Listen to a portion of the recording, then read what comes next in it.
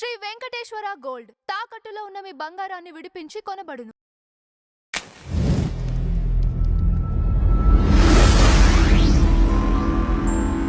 Ma'am, Hindu వివాహాలు register marriage చేసుకుంటే చెల్లదని Gujarat court అనేది తీర్పిచ్చింది మ్యామ్. అంతేకాకుండా హిందూ సాంప్రదాయాల ప్రకారం అగ్ని చుట్టూ 7 అడుగులు నడిస్తేనే దానికి చెల్లుబాటు ఉంటుందని కూడా సాంప్రదాయాలకు అధిక ప్రాధాన్యత ఇచ్చి తీర్పు ఇవ్వటం పైన మీ అభిప్రాయం ఏంటి? మంచిదే. ఎందుకంటే మనం రిజిస్ట్రేషన్ ఎందుకు వచ్చిందంటే సాధారణంగా అమెరికా వెళ్ళాలంటే వాళ్ళు భార్యాభర్తలు వెళ్ళారనుకోండి, రిజిస్ట్రేషన్ అడుగుతారు.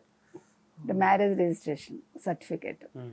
ఇదివరకు కూడా ఉంది, 40 ఏళ్ల క్రితం కూడా ఉంది. అంటే ఎప్పటి నుంచి ఉందో నాకు అంత ఇప్పుడు ఐడియా లేదు.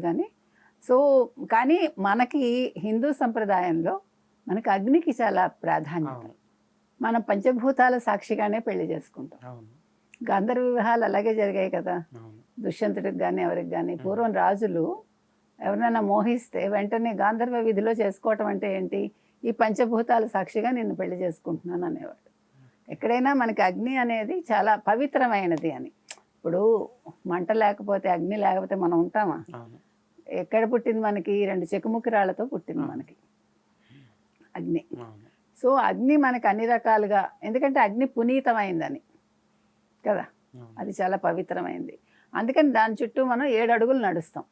7 అడుగులు నడిస్తే 7 జన్మల బంధం అంటారు. మీరు కనుక మనం ప్రతిదీ మనం పురాణాలు ఇతిహాసాలు చూసుకుంటే మనకి 7 సంఖ్య 9 సంఖ్య ఎక్కువ ఉంటాయి. 7 అడుగులు, 7 జన్మలు, 7 తరాలు, 7 లోకాలు, 3 లోకాలు. లోకాలు 3 చెప్తాం కానీ చాలా లోకాలు ఉంటాయి మనకి. అసలు చెప్తున్నా. సో ఎలాగ మనకి అది ఒక నెంబర్. అలాగే 9 అనేది మనకి యుద్ధాలు తీసుకుంటే అన్నీ కూడా 9 సంఖ్యలో ఉంటాయి. భగవద్గీత 18 పర్వాలు అన్నీ మనకి 18 తోటి ఉంటాయి, 18 అధ్యాయాలు అట్లా. సో 9 అనేది మనకి టోటల్ సంఖ్య, మనకి చాలా ప్రాముఖ్యత. అలాగే ఈ 7 యాక్చువల్గా చెడ్డ నెంబర్ కాదు.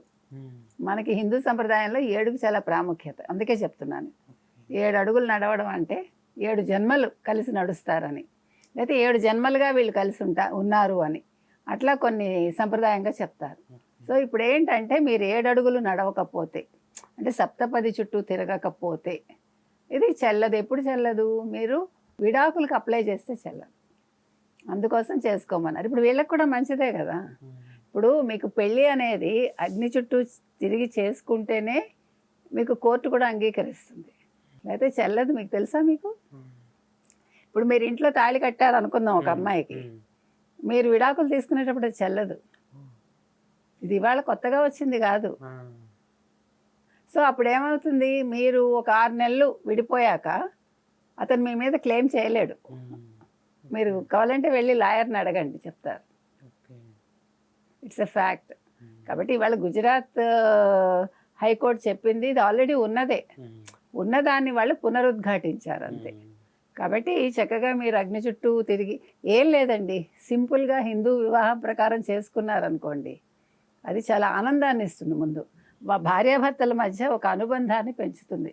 మీరు కావాలంటే గమనించండి, ఆ వేడుకల్లో అందరూ ఉండి మీ చుట్టాలు స్నేహితులు అందరూ మిమ్మల్ని ఎంకరేజ్ చేస్తూ మీరు ఆ వేడుకల్లో పాల్గొన్నప్పుడు మీరు ఎంత జూబిలియంట్గా ఉంటారు, ఎంత ఆనందపడతారు ఒకసారి ఊహించుకోండి.